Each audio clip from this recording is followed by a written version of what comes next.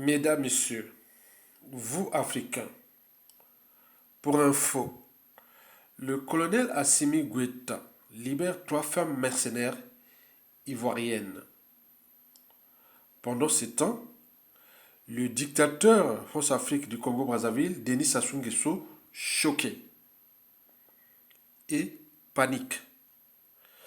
Quant à Alassane Ouattara, ça sent la fin.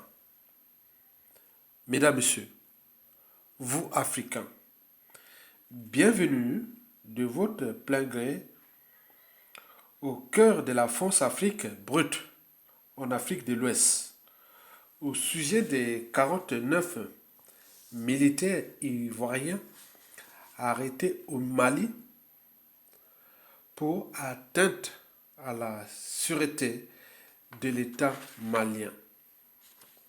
Alors,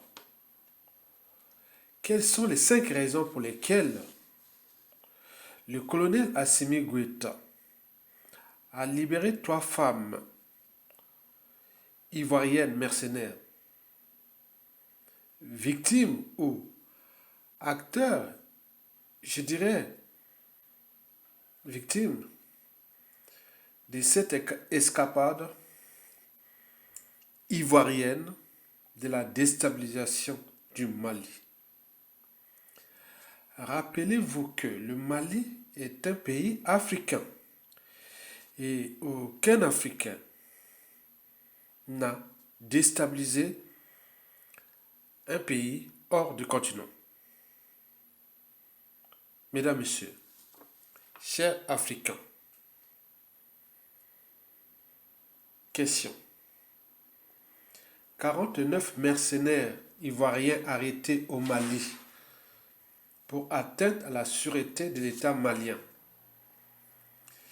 Et voici pour vous les 5 raisons pour lesquelles le colonel Assimi Goïta a libéré 3 femmes ivoiriennes. La première raison est intellectuelle. En effet, historiquement, avant chaque révolution ou changement majeur, il s'est passé toujours la révolution intellectuelle.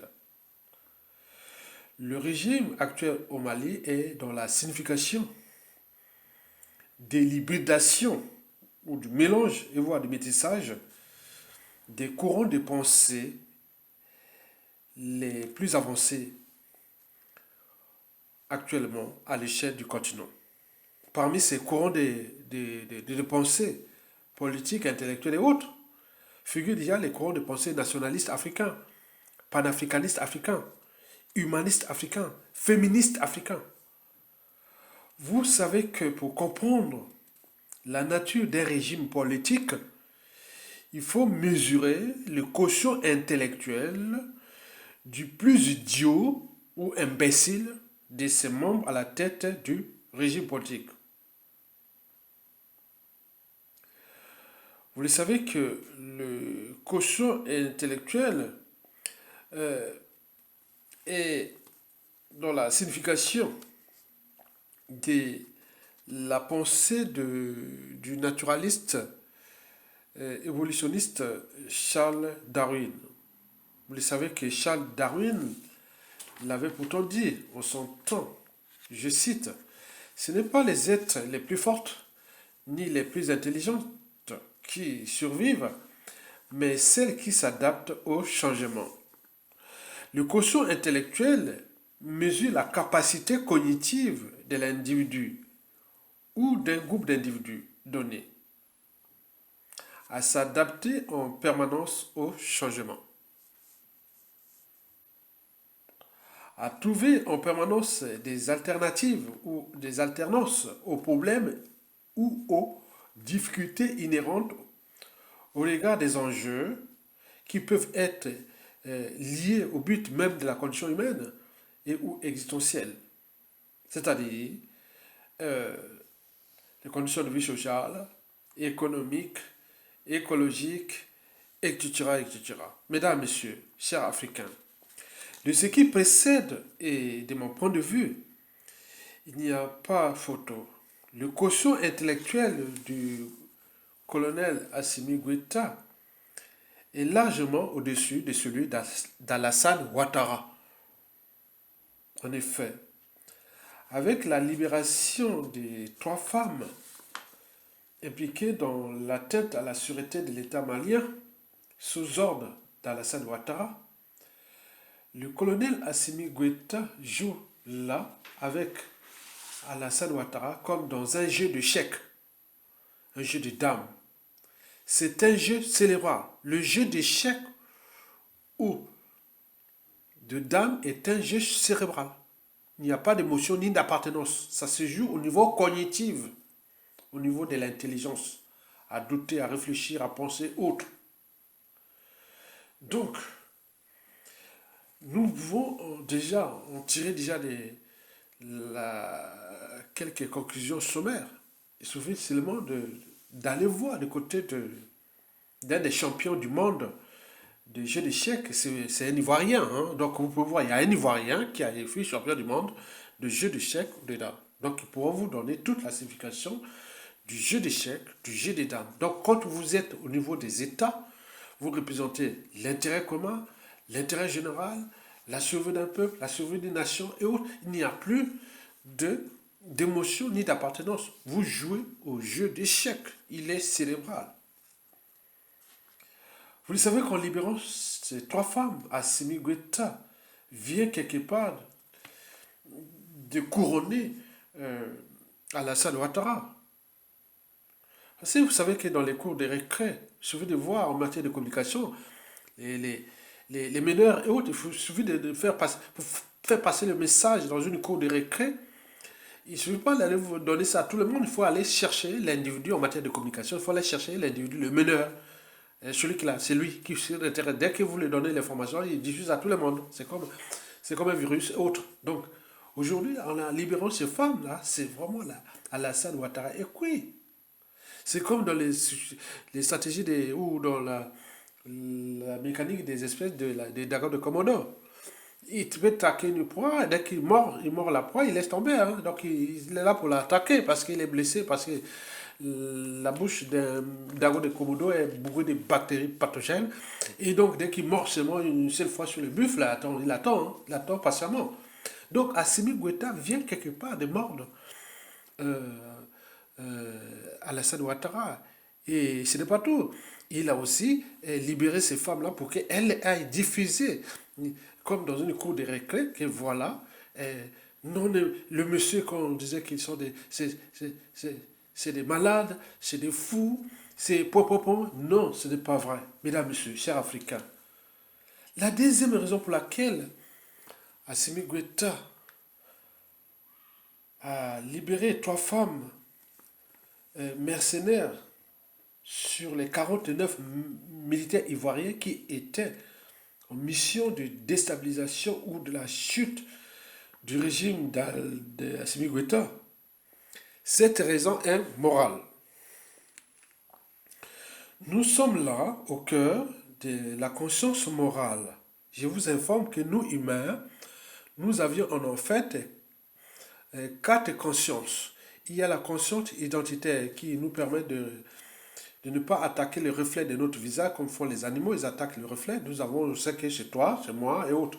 La deuxième conscience, elle est psychologique, elle est liée à la raison. C'est pourquoi au bac de baccalauréat, série de baccalauréat 2015 en France ici, série ES, on leur avait demandé la question du baccalauréat. Est-ce que la conscience de l'individu était le reflet de la société d'appartenance? Là, en fait, il s'agissait de la conscience psychologique. Il fallait traiter la conscience psychologique liée à la raison. Donc, il fallait, ici, on parle de Manuel Kant, on peut en multiplier. Et donc, cette conscience est importante, mais elle est aussi liée à la troisième conscience, à la troisième conscience que je vous ai parlé, que je vous en parle, la conscience morale, la barrière entre le bien et le mal. Donc, entre le bien et le mal, hein, et donc il y a une autre conscience qui sont la conscience perspective entre le passé, le présent et l'avenir. Voilà, donc ça c'est ça. Bon. Donc, sur cette conscience-là, la conscience morale qui est en cours, à- à- qui fait l'objet de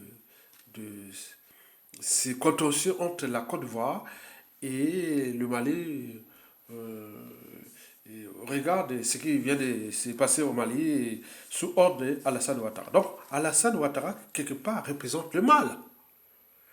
Et Assimi Goïta, le bien.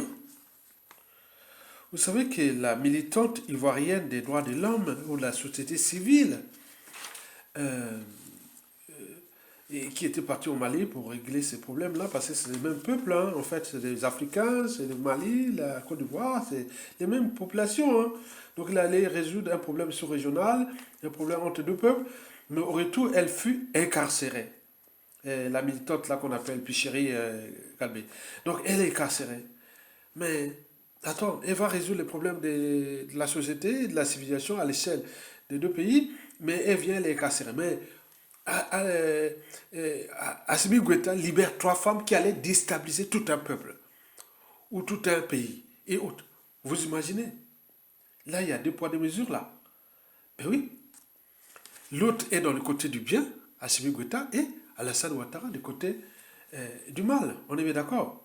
Donc, au niveau de la conscience morale, là, Assimi Goïta a damé le pion à Alassane Ouattara que tu es dans le mal, moi je suis dans le bien.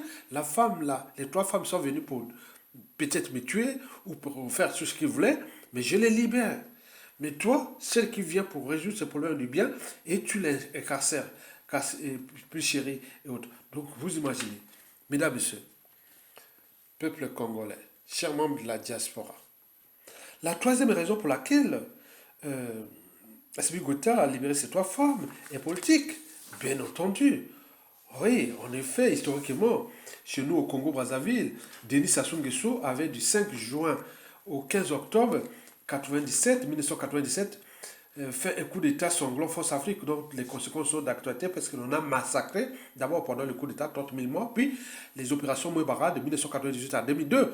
Il s'est taillé une constitution, comme on appelle une transition flexible, de 1997 à 2002, alors qu'il venait de tuer plus de 400 000 Africains.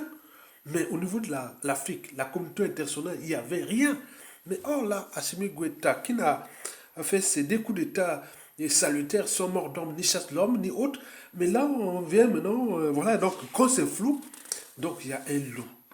Et donc cette signification-là, de la raison politique, c'est dire que voilà le régime politique que vous voyez, que vous dites que c'est le plus méchant du monde, autre. Donc, quand c'est flou, il y a un loup. Donc, il dérange quelqu'un, il dérange d'autres, mais qui? Est-ce que Assimi Goïta dérange-t-il le peuple malien? Non. Est-ce qu'il dérange-t-il les Africains? Non. Les Ouest-Africains? Non. La communauté noire? Non. Et l'humanité? Non. Donc, qu'est-ce qui se passe? Donc, au point politique, Assimi Goïta, quelque part, vient de damer les pions à Alassane Ouattara et à la France-Afrique et à la communauté internationale.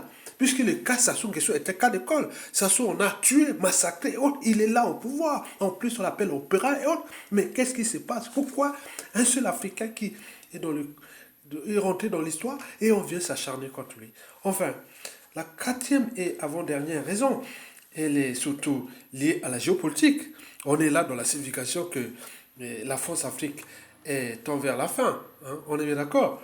Donc, il y a d'autres forces qui sont là géostratégiques, qui ont compris que, voilà, même au niveau de la communauté africaine ou noire mondiale, se disent que non, il y a un problème. Les Noirs qui sont aux États-Unis, au Canada, en Europe et partout dans toutes les instances de gouvernance globale, se disent non, quand même, quelque part, Assimi Goïta ne se bat pas simplement pour le Mali, mais il se bat pour l'humanité tout entière. Donc, il prend des risques pour l'intérêt général, c'est quelqu'un qui est déjà rentré dans l'histoire. Donc, cet enjeu géopolitique montre à quel point que le régime d'Alassane Ouattara est fini. Mesdames, Messieurs, enfin, la 5e et la dernière raison est géostratégique, parce que nous sommes en présence des rapports de force nouvelles. Donc, la France-Afrique prend de l'eau, et donc, Assimi Goïta vient de montrer qu'il est l'homme du Mali, il est l'homme de l'Afrique, il est l'homme de la société, de la civilisation, parce qu'il libère les femmes, alors que celui qui est sous l'ordre de la France-Afrique et de l'Occident emprisonne les femmes, même ceux qui luttent pour la liberté, les cas des plus chéris et des cas d'école. Donc vous voyez déjà ça. Donc il y a toute la signification au cœur de ça. Donc enfin, nous venons de voir que malgré toute cette ces accords majeurs qui se passent en ce moment. Je pense qu'il y a eu des femmes qui ont intervenu derrière, parce que derrière un régime politique, c'est cas toujours.